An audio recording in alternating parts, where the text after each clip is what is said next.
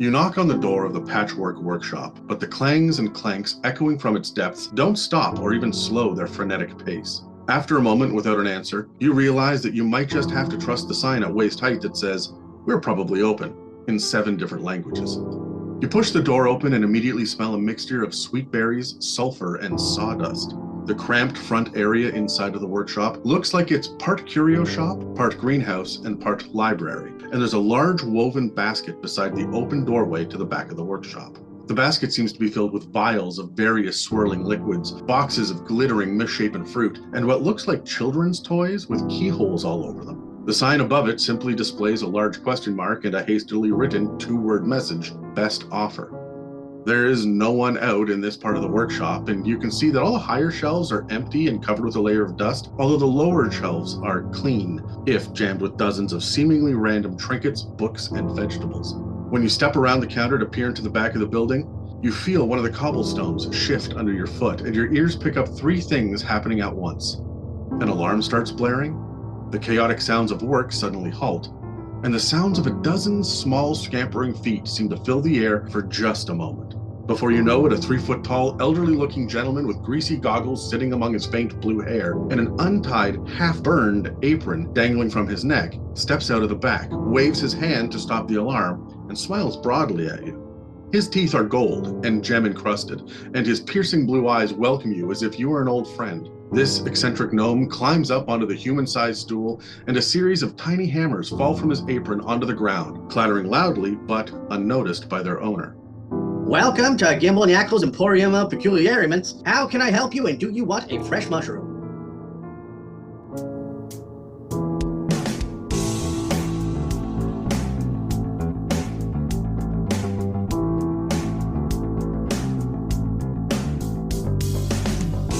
Welcome to another species episode of the It's a Mimic podcast, where you never know what you're gonna get.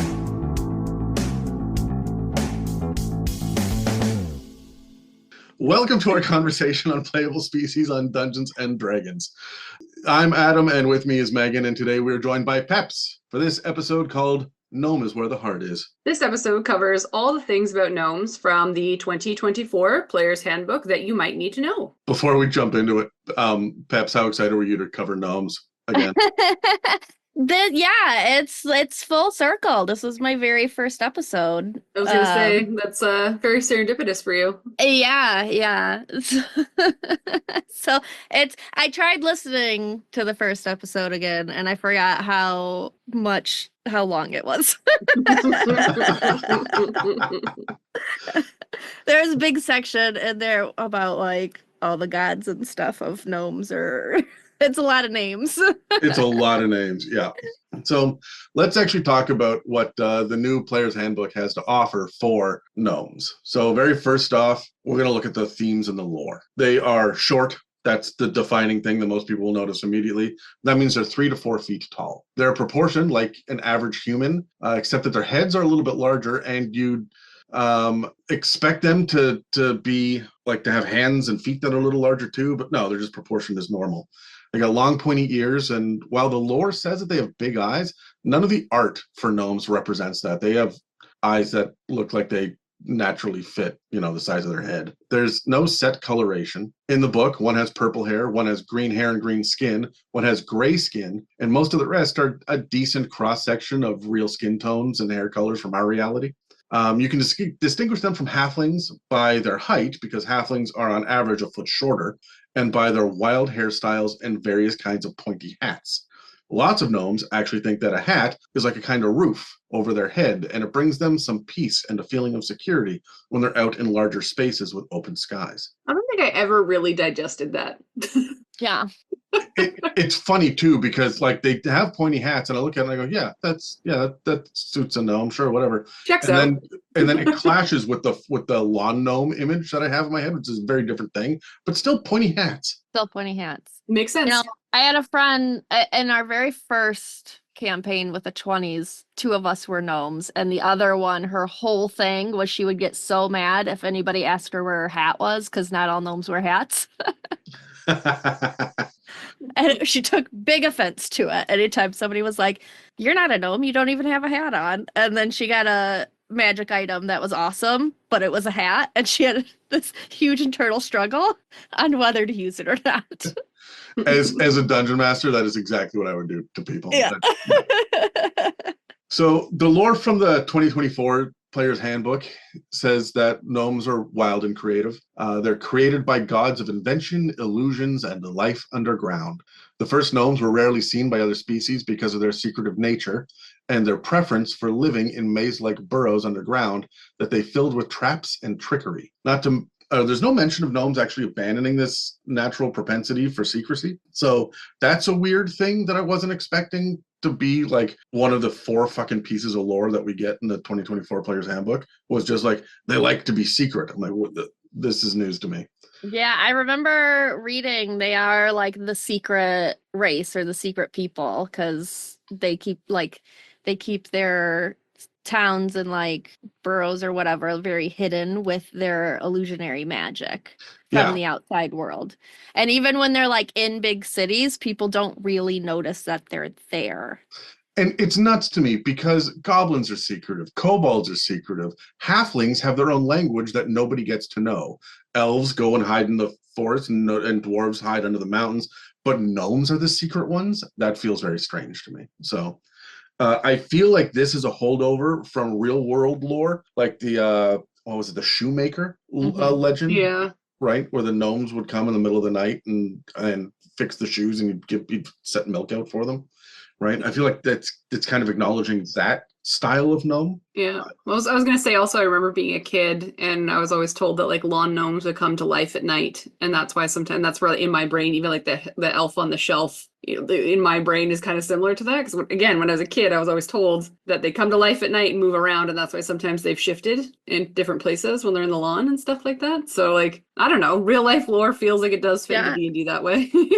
I actually just saw an episode of What We Do in the Shadows where they're at a night market and they see gnomes. And the gnomes are still, and they say something about like, oh yeah, they don't move when people are looking at them. And it's not till they look away that they like get up and run away. like the angels from Doctor Who. Like if you look at them, they're not. only far less frightening. Yeah. I heard the same thing about lawn gnomes moving, and there was a neighbor like 12 houses up that we didn't know that had lawn gnomes, and I would go over there and smear dirt on their faces just to see if the dirt would be there the next day. And that's how I like debunked it myself when I was like 8 years old. But man, Elf on the Shelf, it's such a manipulation. I've got thoughts and feelings about it. That could be a whole episode on its own. Right? Anyway, let's unpack that in another episode. Let's talk about gentle parenting some other time. As someone without children, let me tell you how to raise your kids. Yeah. So let's get back to gnomes. Yes, as you said, they defend their burrows with illusion magic and whatnot, but they get that magic because some of their gods disguised themselves over the years and visited the gnomes and taught them these magics. They actually pushed the gnomes in 2 different directions because of the different styles of magic that they learned. One got pushed to the forests and loving nature. The other stayed in the burrows and dealt with shiny objects and gems and tinkering. The only other piece of lore that we get is that they lived for 425 years. And that's it. That's all that we get from the 2024 Player's Handbook. But most of us at this point still own the 2014 Player's Handbook. And if you don't, let me summarize the differences. Keep in mind, this is from the Forgotten Realms. So the fact that it wasn't included in the 2024 PHB means that the following details might not be true for gnomes anywhere, because 2024 is supposed to be setting agnostic, and 2014 was very definitively the Forgotten Realms. So we lost a lot of lore from the previous Player's Handbook. We learned that they weigh 40 to 45 pounds. We learned that the beards of their males are always trimmed neatly, unlike the wild hairstyles. We learned that they are always busy and they move with a frenetic energy. Their communities are close and supportive, and they tend to experiment with alchemy, engineering, mechanics, and tinkering. But mostly, they tend to be joyful and full of a lust for life and humor. Old lore about puns and pranks and a desperation to babble out their thoughts and ideas as if they're running out of time is everywhere in the Forgotten Realms when you talk about gnomes. You might think that this makes them infuriatingly selfish, but they're not, Kender. If you have an opinion or an idea or a story or an item that they like even, they'll just become very interested and invested in what you have to say, exclaiming and reacting to every detail in the conversation. And they're almost never hostile or malicious. You've got to push them pretty hard to get them to that point. Their homes tend to be in hilly, forested regions, unlike the elves who appreciate the deep woods or the dwarves who love the mountains. Their first lines of defense are illusions and stealth, and most enemies are never going to find them or their homes. But allies are welcomed in with celebration and warmth. Those gnomes that end up in other settlements tend to be gem cutters, engineers, sages, or tinkerers. Sages stood out to me because all the other ones, you're working with your hands, but sages, they're collecting and they are manipulating and working and dealing with information. Most gnomes have half a dozen names, a ton of nicknames, but for the sake of ease with the other less creative species, they just tend to tell the other species about the first name, the last name, and the primary nickname, or maybe just a nickname. It gave a couple of reasons for adventuring. Curiosity and wanderlust was one. The other one is a quick path to riches and precious gems. And I feel like while both could be true for forest or rock, curiosity and wanderlust feels forest. Quick path to riches and precious gems feels rock. There are different things that you can expect when a player chooses to be a gnome. As a dungeon master, as another player sitting around the table, they probably chose a gnome because they want to be smart and crafty. They want to be creative, maybe whimsical. They want to have a proactive attitude and a positive outlook. And you can expect that they're going to be tinkerers, healers, nature lovers, magically inclined in some way, and they're probably not on the front lines. If you look at the classes and backgrounds, I expect to see a lot of druids and rangers. I expect to see a lot of artificers, even wizards and bards when they're talking about the different kinds of sages and lore that they like to keep and learning things. You'll see clerics and paladins as well, because they're close-knit in their own families. They tend to take care of the people around them. And so those divine healers, all the divine classes really lean into gnomes. When it comes to the backgrounds, you can have sages, scribes, and hermits. That all makes sense to me. But if they're going to be dealing with other people, you might end up with an artisan or a farmer or a merchant. If you want to go against type, then I've seen like a strange number of barbarian and fighter gnomes. That's not completely unheard of. But I rarely see a gnome that's a rogue or a monk or a sorcerer or a warlock. That doesn't really fit. You can do whatever you want, but it doesn't really fit the stereotypes or the counterculture. Now that you say that, I'm making myself a gnome monk for sure. I played a gnome monk druid, and Phenomenal. she's my favorite character I've ever played. I think that they would really suit that, but you don't tend Yeah. to see a lot of them, right? Because that's just it's not the main feature and it's not counterculture, right? Yeah. I cannot tell Yeah. you. I've seen so many gnome barbarians. It's insane. Yeah. Gnome monks are the way to go. And then find a Goliath or Turtle barbarian that can throw you into The battle. fastball special. That's the way to play a gnome right there. So really quickly, let me jump into the other bits and pieces from the main Dungeons and Dragons campaign settings, because these are the differences between the gnomes. To round out the Forgotten Realms, we had the Tome of Foes, which has been discontinued. It's legacy content. If you don't own it on D&D Beyond, you're never going to, and it costs a ridiculous amount of money to buy on eBay or Amazon because it's no longer in print. But if you can find it for relatively cheap, I suggest picking it up, especially if you're a gnome. There's a good section on gnomes in there. They tell us in there about the love of discovery, the lust for life, and a section called The Journey is the Destination. Rock gnomes tend to be inventors, tinkerers, toy makers, and alchemists. Forest gnomes tend to be the nature lovers and friends with animals. And there's a bunch about their pantheon. Their Svirfneblin cousins in the Underdark, and their eternal enemies, the kobolds. In our previous episode, we talked a bunch about how their main god, Garl Glittergold, pranked the kobold god, and it started a war that has lasted for eternity between the two species. So when we move to Greyhawk, the 5.5 DMG tells us of Grossetgrottle, a cavern town of miners and foragers who trade gems and fungi with the nearby Castle Greyhawk. It mentions a stone bridge to the gnomish lands that were made by the gnomes, In the bridge, somewhere, there's a device that can collapse it for defensive purposes if needed. The gnomes designed this and they do not share that information. Also in Greyhawk, the city of Selene sees elves, halflings, and gnomes peacefully coexisting as the main populations. There's also gnomish outlaws in the outskirts of Hermark Highlands in eastern Flanus. God, so many nonsense words. And a mishmash of species that work together as outlaws, as traders, actually, in the old Keeland Mountains to mine the riches under the mountains.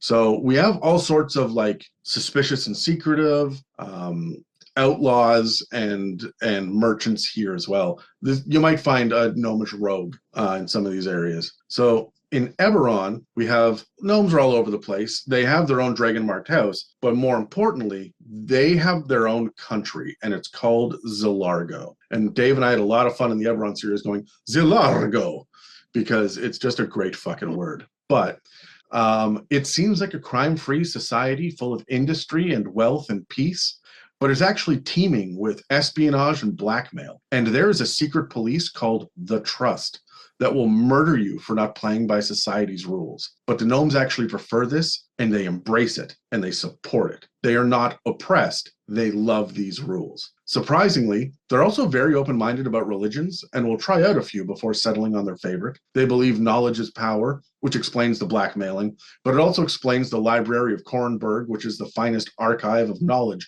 in all of Eberron. And the Kornberg Chronicle is the most well-respected and trusted newspaper in all of Eberron. And gnomish reporters travel all over the world to get the scoop and learn more info. And then, in another radical departure from basic lore, we have the Dragonlance setting, which is all about the distant cousins of dwarves. That's what these gnomes are. But legend has it that the gnomes came first, and dwarves and Kender are offshoots of gnomish heritage. It's the only time that like gnomes or dwarves are just like the progeny of gnomes. They all live in Mount Nevermind. They're famous for engineering and being tinkerers, and that is a common theme. They're always tinkering. And they are assigned, this part's so fucking weird to me. You could tell this came from a novel and not from a D&D setting. They're assigned a life quest by the Guild of Elders and must spend their entire lives in the pursuit of this quest. The example I found was the life quest is understanding the geometry of a nail. The guild almost never acknowledges that a life quest is complete, because that would mean that everything about a subject has been discovered, which means the geometry of a nail, they will have hundreds of thousands of nails littered around their living quarters and their place of study. And they've got diagrams, and they are measuring them all, and they are trying to figure out how they all work and why over and over and over again. I feel like this is where childhood trauma and anxiety comes from. Right. It's the whole like no one ever gets 100% and nothing is ever perfect mentality. And the big thing about this is you're not allowed to stop. You, the gnome, and your forebearers will never know true peace until you have completed your life quest. But it'll almost never happen. So the quest for knowledge is the thing that drives these gnomes so that they can finally rest. It's almost a weird sort of pressure and torture. They run at this with reckless abandon, and if the experiments work out and they have discovered it all, other gnomes see them as crazy for not exploring more options from wild points of view.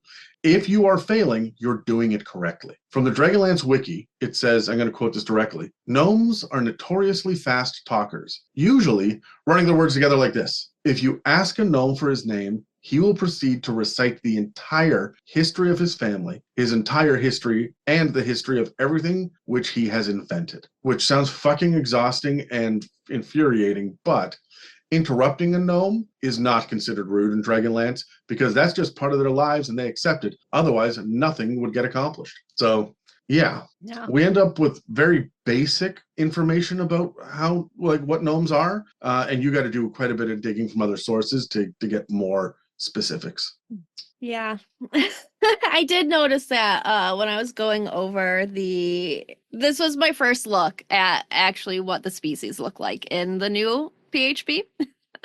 And I was like, but where's all the where's all the lore?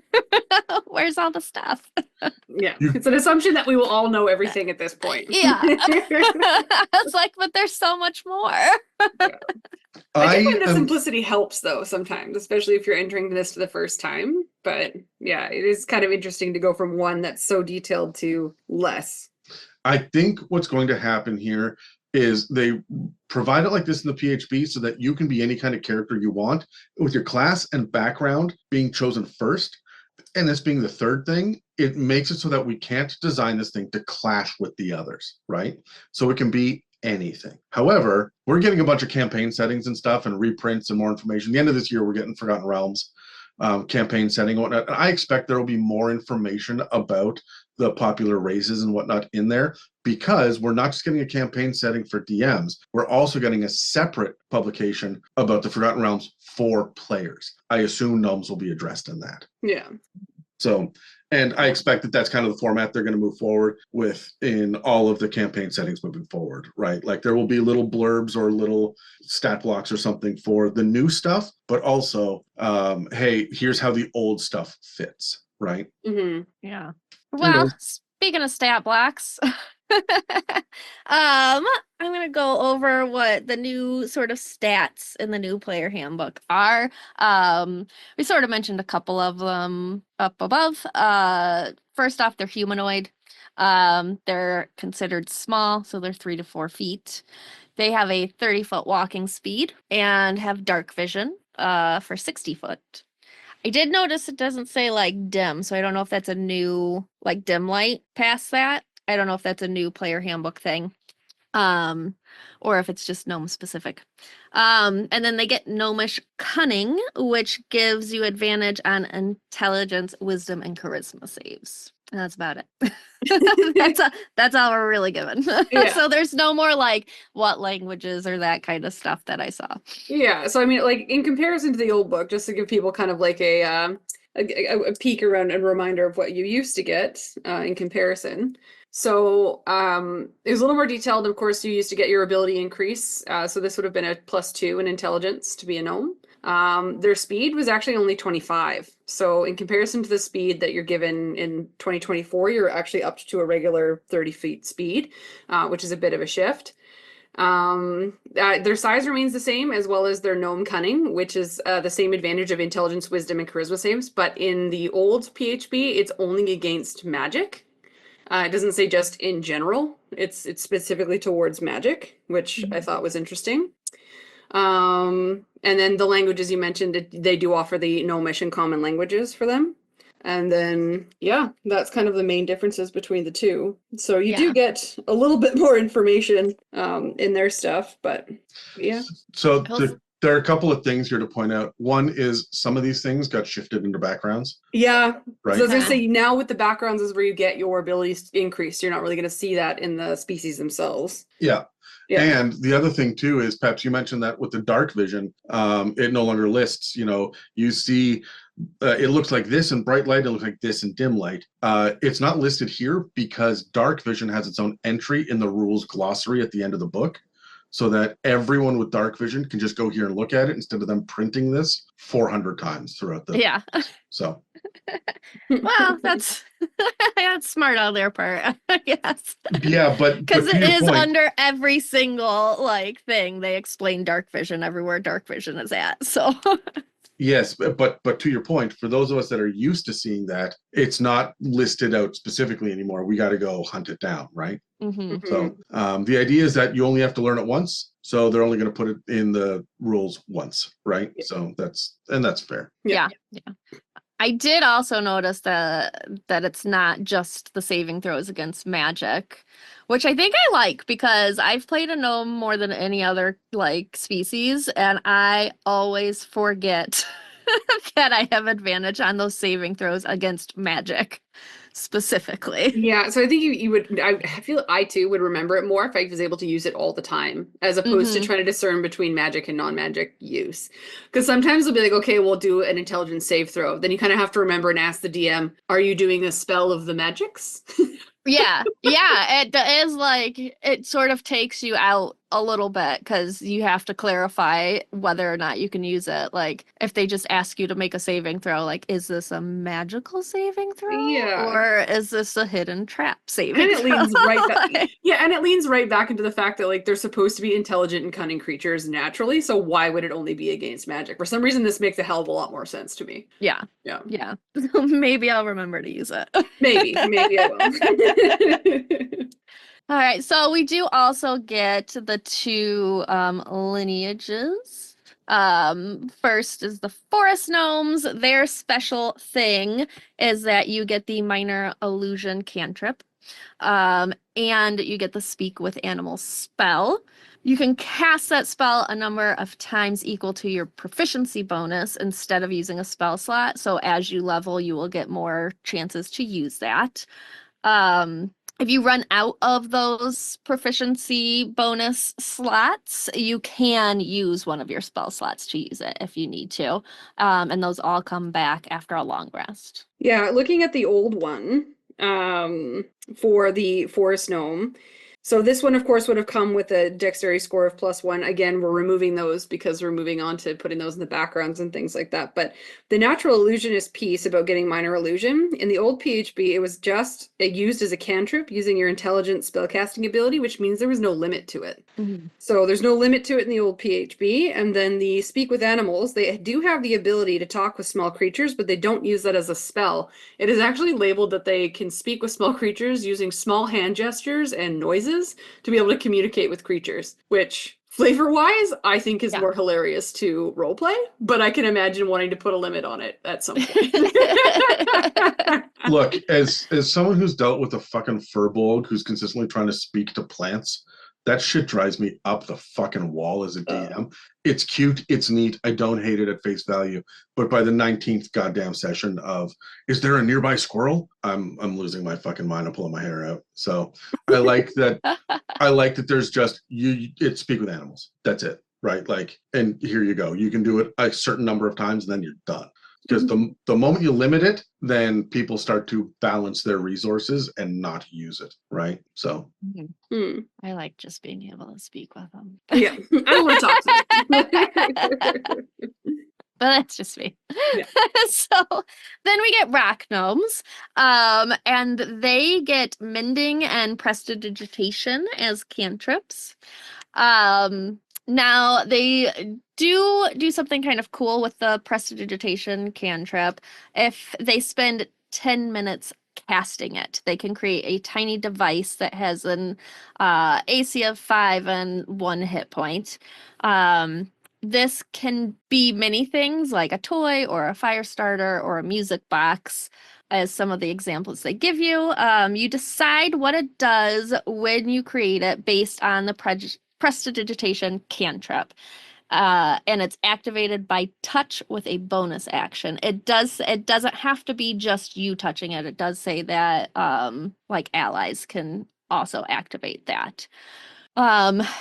If the action you choose from the cantrip has options, you must only give it one, and you choose that at the time of creating it. So, for instance, if it's ignite or extinguish flame, it can either ignite or extinguish. It cannot do both. And you can have up to 3 of these at any time, and they last for 8 hours. This is a lot of fun. I really fucking like this. Yeah, it's cute.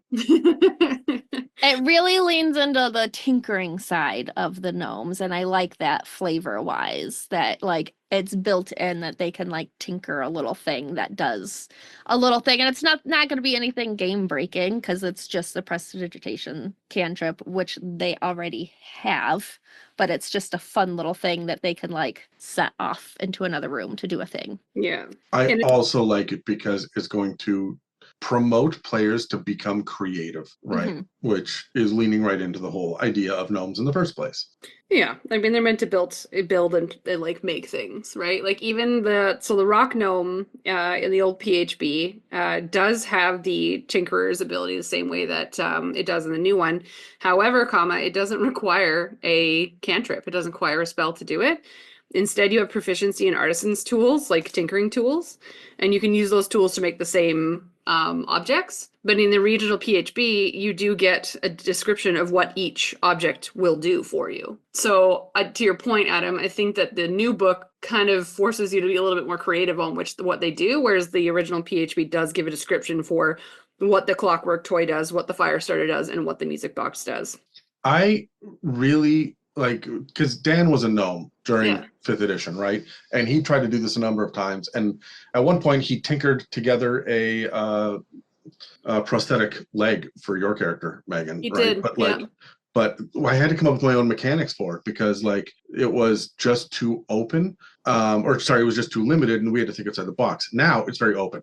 Now we can sit down and say, all right, what are the options that we can think of? It is as versatile as the prestidigitation spell is, and that is pretty open-ended. So it's minor, like you say, it's not game breaking. No, but it's great. So yeah. Especially in the old book, if you're just using your artisan's tools, which nobody really does use their tools that often, unless you're a rogue and you're using you're using your lockpicking skills. But I don't know. I kind of am sad that we're moving away from the using of the tools and more towards the using of cantrips and spells to do things. But I think it's evening the playing field, and when we sit down to look at the tools and the kits and everything now, I think that they're a little bit more, again, open-ended so that people can focus on it. When you dig into backgrounds, you're going to see this is where the tools and the kits come into play. Yeah, they just kind of shifted where the focus is for the characters, and for the species versus what they get from actually growing up and what their background is. Exactly. So it's still very much there. It's just in a different place now. So yeah. But the one last thing I want to add for the rock gnome that they did have that was a little bit different as well was their artificer's lore, which is whenever you make either intelligence history checks on magical items, alchemic objects, or technological devices, you can add twice your proficiency bonus. So you would have a little bit more knowledge. And I think that kind of speaks to the fact that they know more about objects than just the fact that they can make a clock and a fire starter. That feels like a special, like, personal boon that I might hand out in the end of tier 2. Yeah. To a gnome who's leaning into tinkering, right? Like that might just be a reward I hand out. Anyway. Yeah. Let's grab dice. Roll initiative. I have some questions. Awesome. I got a 5. I got 10. A 5. Oh, I got a 10. Roll off, Peps. I got a 4. I got a 13.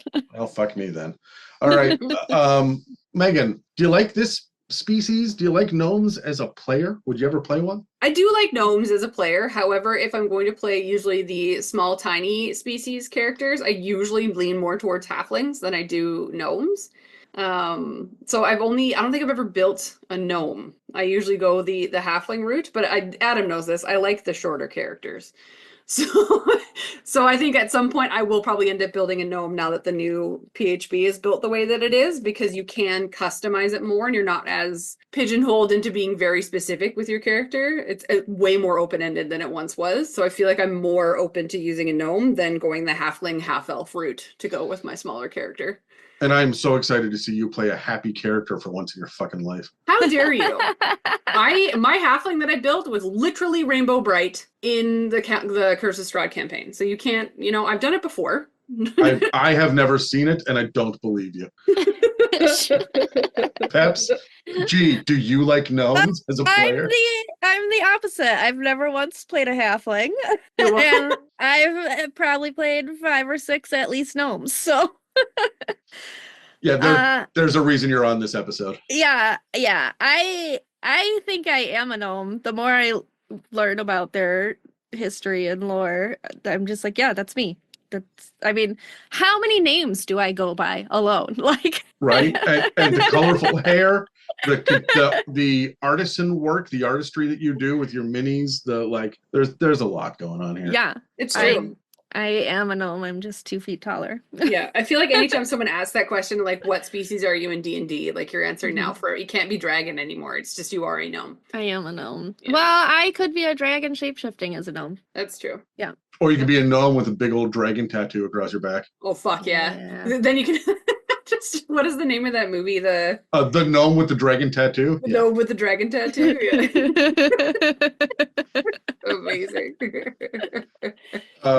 Yeah, for me, I like this species. I've always chosen halfling. I'm currently playing an orc right now in the 5.5 rules, so I'm really enjoying that.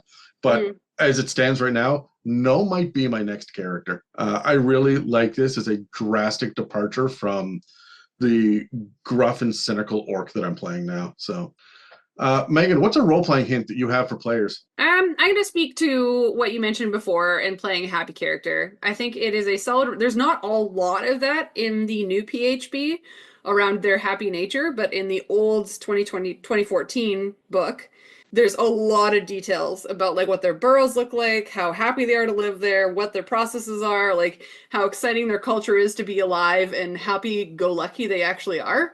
And so if you're going to role play one of these as a player, I would say you would want to lean into that. Like this isn't your edgelord species that you're going to go with. And if you do, you'd be going against the grain, obviously. But I think that, yeah, you would want to lean into like the positivity, but also that piece about how the ones that they have like a goal in life and then they'll never get it because it can never be 100%. Fucking That would be a fun Dragonlance, hole man. to fall down. Fuck, Dragonlance can be so punishing. Yeah. Like it clearly was written as novels first, right? And you can see it because there's no consideration of how would you play this at a table. Yeah. Peps, do you have a role-playing hint? Be curious about everything. Everything you see, every piece of loot that you get, or if you are in a shop with a shopkeeper and you see items, you are going to want to know how that works, who built it, where it came from. If you can look at it, you're going to be like opening it and twisting parts and like really trying to take it apart to figure out how it works so that you can create something like it or better. I love that you guys both kind of leaned into the yes and aspect of role playing for gnomes. Yeah. For me, I want to look at the secrecy side of things for a moment because it at face value clashes a little bit with this open, curious, creature that wants to go out and socialize and be invested with people and talk about things and my answer to this, the way that I'm sneaky about this. I do this in my regular life, and if you guys listen to the mailbags, every time that a question comes up that I don't want to answer, I do this, and I never get called on it by the other hosts. But I've also noticed that there are some people like Kyle and Megan also have this tactic in their own personal life, and it is I become friends by asking you questions and divulging very little about myself. And that means that I am invested. I am listening. I want to know more. I'm curious. I'm here to be your friend. But I'm not going to bring up if I've ever done this before. I'm not going to bring up if I have some information about this unless it's safe for me to do that. I don't know why I'm like that, but I absolutely am like that. There are some people like Elwyn, open fucking book. And there are other people like Casey. What do we really know about Casey? Right? And so when you are curious, when you're exploring life, when you're in social situations as a gnome character, ask questions, divulge little. So my next question, though, for Megan is, do you think the mechanics offer tips toward the combat tactics of gnomes? The mechanics themselves, not really, other than, of course, leaning into the intelligence, wisdom, and charisma. It makes you, again, reminds you that they're very intelligent creatures and they're not stupid, so they're going to understand the things that are going on around them. So I feel like there would be a little bit to them where they would understand battle tactics a little bit. So they would know when to get into a fight and when not to get into a fight. So that might be a good way to kind of jump into whatever kind of battle you're going into. But I mean, in the actual description in the 2024 PHB, they do mention that they confound they confuse people with traps and labyrinths, and their tinkering toys are meant to confuse folks. So I can imagine their battle tactics aren't usually as offensive, is what that reads to me.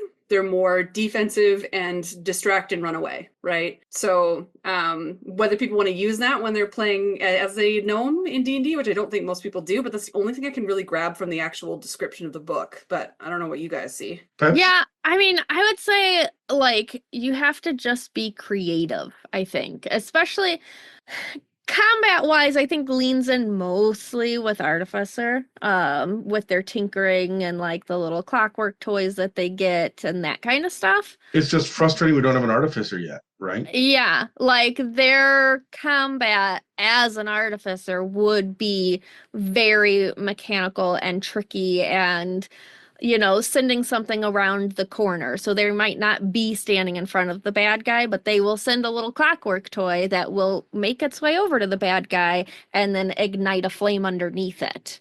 So you don't necessarily have to be there, but you can send something over there. Is how I would sort of lean into their tactics, is just trickery. Yeah. Yeah, and that's a good point too. When it comes to trickery, I feel like the trickery cleric makes a lot of sense. The trickery domain cleric for gnomes. If you're going to be a cleric, I'd look at that one, see if it suits you. Well, this is why I feel like the monk would work, is because you can get in really quick and then get out really quick and like drop all your little tinkery toys around and then get the fuck out of there. Like, I think, right? Yeah, and I mean, rogues will get that too with their disengage, with their cunning action, right? But and now that you've got 30 feet of movement, like getting in and getting out is a better option. But my thought is, I listed off druid and ranger, I listed wizard and bard, and these tend to be the distance fighters, a lot of them, right? And so if you are fighting from a distance as a gnome, keep in mind that you are 3 to 4 feet tall, and I would go 3 feet. A lot of the time when I'm playing a bigger character, Goliath or an orc, I go to like the maximum height. But when it comes to small creatures, I want to go the minimum height, because now you have so much more cover. And that is going to really help you if you are a ranged character, and you're going to take less damage in combats. I'd always be looking for the thing I can hide behind to pop out 10 feet, shoot whatever I need to, or heal whoever I need to, and then pop back behind that cover for 10 feet. And it's easier to do that when you are small. Suddenly, a chair or a table can offer you actual cover, right? Where it might not offer cover, or the DM might rule, no, that's not going to work for a human or an elf, right? Yeah. So my last question here is there a stereotype about gnomes that you would embrace or avoid, Megan? Like, what's the big thing? Here's the thing. I would definitely embrace the secrecy and the fact that they like having their own little homes and stuff like that, and they like to stay hidden and keep themselves quite secret. The one that I would definitely avoid is the fact that just because I'm small does not mean I'm childish. You don't have to play me like I am childish. If that makes sense. I have fallen into that trap sometimes when I've done my halflings, that like I tend to fall into more of a childlike roleplay aspect, just because I'm smaller, I get carried around. Because I'm smaller, I get tossed across the battlefield, right? Because I'm smaller, it feels like they have to take care of me. Hold on. Like, I gotta pause you right here. Are you throwing children across battlefields, Megan? Do you not on a regular basis? Yeah. Sorry, am I doing this wrong? Am I doing babysitting wrong? No, that's how you do it. Confirmed by the only mom on this show. Oh my goodness. But yeah, no, I just like just reminder to and anyone who's playing at a table with other gnomes or halflings or what have you, is like, just because they're only 3 feet tall does not mean they are a child. Yeah. Especially because they live for like 425 years. Well, they're probably older than you are. Oh, by a damn sight. Yeah. They also reach adulthood at 40. It doesn't say that in the new book, but in like the old PHB, it does say that by 40 they are of adult age, which is older than what I would consider myself to be an adult. But it's just like, yeah, I just find that really funny. Peps, is there anything that you would lean into or avoid? That might be why I don't feel like an adult yet. I'm only 38. Yeah. See, as a gnome, you're not an adult. As yet. a gnome, I'm not yet an adult. I still got 2 years. Yeah. I'm often like, who gave me this much responsibility? Like, I got to be honest. By the time this episode comes out, I will be 42, and I am perpetually an 11-year-old boy. So yeah. I will never be an adult. Can confirm. All right, so stereotypes. I mean, you have to lead into the just joy, I think, of gnomes. More than any other species that I have seen. Like, they are just happy to be there and anything that they're doing. They are like, they have that wanderlust for the world and everything in it. So I would definitely lean into that. Avoid, I don't know. I mean, I did. It was very funny when my friend avoided the stereotype of the not hats? wearing a hat. Yeah. So like if you want just like a funny little piece of, your specific gnome, like pick a certain thing that's just silly in their history, and like that's the thing that offends you. Like wearing a hat, or like you're the one gnome that doesn't tinker, and like no. Or everything that you tinker breaks. Like, Yeah. it just doesn't work. Like, I played that gnome too. I was one of Santa's elves. oh no. And I Jesus. got kicked out of the North Pole because everything I made like blew up and destroyed. Oh, it's the Rudolph the workshop. Red-Nosed Reindeer all over again. Oh Lord. Maybe you needed to go to become a dentist. My friend in that was actually a goblin that collected teeth and became the tooth fairy, so he had the dentist portion. Oh my God. We play very different Dungeons and Dragons. We do. We really do. Yeah. I guess the thing that I would really avoid is the connection to the Fae that people tend to give to gnomes, right? It even leans into the idea in some of the other settings that they're, more tied to dwarves. There's a reason we don't have Fae ancestry in here. As much as they're in the forest and in the wilderness, and they are secretive and elusive, and they have some illusion magic and whatnot, they're not Fae. They do not have that blue-orange mentality about how they see the world. Their whimsy is not based on a lack of rules because Mother Nature takes care of us, or the Feywild infusing them with Fey magic. That's not what it is. Their curiosity is because they are excited and they're hyperactive and they want to know more, right? It's a subtle distinction, but I think that because of lawn gnomes and Keebler elves and some stories like the Shoemaker, right, we tend to apply a lot of elf stuff to gnomes very naturally, especially forest gnomes. And I think that can be a misstep because we have other creatures that fill that slot already, and gnomes kind of fit a different purpose for the most part. So myself specifically, I would avoid that face stuff. And anytime someone would make that assumption, whether it's an NPC or another player at the table, I'd get super angry and accuse them of being racist. So that's me. There you go. Yeah. That is true with like pop culture and just story, like what we see. There are so many contrasting views of gnomes versus elves. Like there's so many elves out there that are really gnomes. Or yeah, and like if you showed me Dobby for the first time, I would have said that's a goblin. Mm. Right? I mean, even like looking at Santa's elves, those are gnomes. Right? Yeah. They're not elves, those are gnomes. But it's interesting because I think that you can get into folklore like the Icelandic folklore where the elves that they have kind of operate as like other gnomes from other European regions. And so there's a weird overlap, I guess, that I would be very specific about. In D&D, they operate this way. Mm-hmm. So do we have any final thoughts? Anything that inspires us before we wrap this episode up? Maybe I'll make a gnome one day, but it'll be a monk. Highly recommend. Highly recommend monk gnome. Megan, you can't as long as Dan sits at our table. You've given him so much shit about being a gnome for so many years. You're not wrong. It's true. In fact, I feel, no, here's the thing. I feel like I should do it while I'm at the table with Dan, just so that if he starts making fun of me, I'll punch him in the face. So, or you can show him how a gnome is supposed to be played. As a monk and as a as a battle monk, it would. And then you can say, "Peps told me this is how it's done." I feel like I play monk wrong already, so I can't really.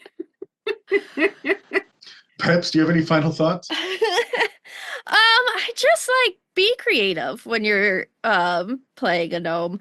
Like you had mentioned at a table where you had to like get creative with the things like they made. I also did that, and like talk to your DM about what you can create as your gnome. I made one of my favorite items that I've ever had was a stool that was gnome sized, but like folded up to be the shape of a book, and then she'd unfold it and would like have a stool that was gnome sized, because everywhere she went, every like tavern she went to only had human sized stools. And your story at the beginning made me think about that when you said like a human sized stool. She just had a gnome sized stool because nowhere accommodated her size. And it's, again, not game breaking. It's just a tiny little stool that she can sit on. And it's fun and creative and flavorful, and a thing that you can do with your tools and your skill set. And it doesn't have to be big and all powerful, but it can just be fun and kind of useful. No, I'll start hitting people with it as an improvised weapon. Yeah. and not her character. Megan means herself. Megan is going to build a gnome-sized stool. You know it. Just to beat people with. Just to smack Dan with. So, yeah, I guess my final thought is to be aware, like in the same vein, be aware of the height differences and the weight differences. Because even though it says, oh, you're 40 to 45 pounds, if you're a gnome paladin, you've got 60 pounds of armor on still, like even though you're small, right? You should be aware of your height and your weight, because when people say, why don't you go across the rope bridge? You look at them and go, do you think this breastplate weighs nothing? Why don't you go, human monk, right? So... I will drown faster in this armor than you will, so please. Yeah, but there are times where just because I'm small doesn't mean I'm sneaky. Just because I'm small doesn't mean I'm lightweight. But it does mean that I have to struggle to get acknowledged at a bar, right? Mm-hmm. It does mean that I might not get taken seriously by a Goliath encampment or some roaming bugbears or something, right? So it is something to keep in mind, that you can play with this a lot and make it not a defining feature of your personality, but a way that you see the game and interact with the game differently than the other players. Yeah. All right. Well, that's that. And thanks for listening to this episode that we talked about gnomes for quite some time on, and continuing to support our nonsense here on It's a Mimic. We hope that you enjoyed this round of jibber jabber, and we can't wait to hear your comments and questions. That's all for this species episode of the It's a Mimic podcast. This episode and others can also be found on Spotify, Apple Podcasts, YouTube, and most other podcast apps. Please take a second to engage with a like, follow, subscribe, comment, or review to help push our engagement. Thanks for listening to It's a Mimic, where you never know what you're gonna get.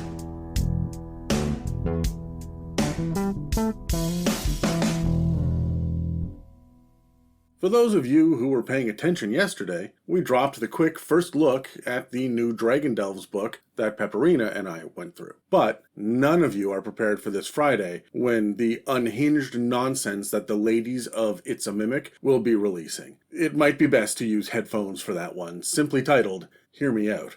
And patrons get a double dose of ladies this week, I guess, as the first episode of the Blood War series releases on our Patreon on Thursday.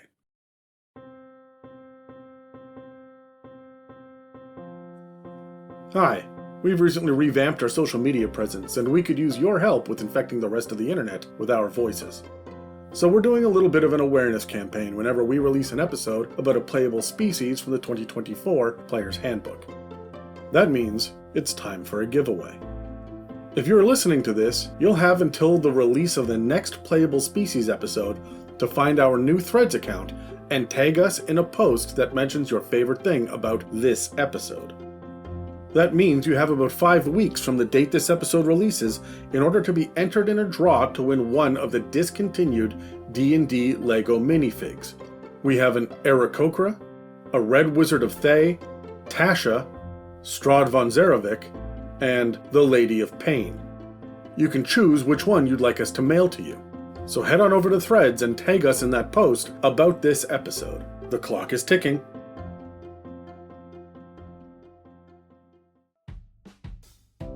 If you'd like to support us, we have a store with some merch and a donate button on our website, itsamimic.com. You can also head to itsamimic.com to find a comprehensive episode guide and more information about the show. We do have a Patreon, which not only offers access to our exclusive Discord server, but also hosts over 100 episodes, including a variety of bonus episodes covering topics like 5th edition book reviews and the campaign builder, spells and gods, fae, homebrew inspiration, and even the Blood War. If you'd like to submit any mailbag questions, please reach out to us through any of the social media links in the show notes of this episode or send us an email at info@itsamimic.com. This has been an episode of It's a Mimic, where you never know what you're going to get.